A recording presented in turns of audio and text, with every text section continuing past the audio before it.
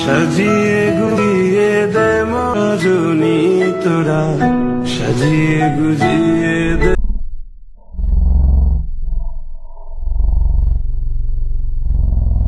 আমি একটা জিনিস বুঝি না, মানুষের বিবেক জ্ঞান থাকা উচিত। মানুষের বিবেক জ্ঞান যখন না থাকে, মানুষ তখন এরকম উদ্ভট ধরনের কাজ করে থাকে।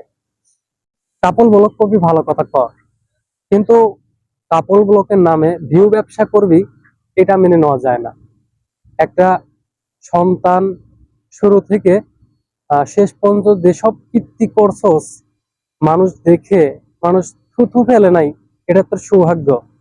মানুষ যে ভিউ এর জন্য এত নিচে নামতে পারে, এটা কামরুল ভাই ভিডিও না দেখলে আসলে বুঝতে পারতাম না যে একটা মানুষ কতটা খারাপ হইতে পারে।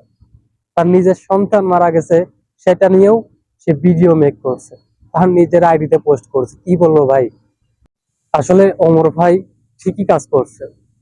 তাহলে তোগের মতো ছাত্রী টিকটকার কাপল ব্লগারদের যদি শিক্ষা না দেয়, তাহলে হাজার হাজার কাপল ব্লগার শিক্ষা পাবে না।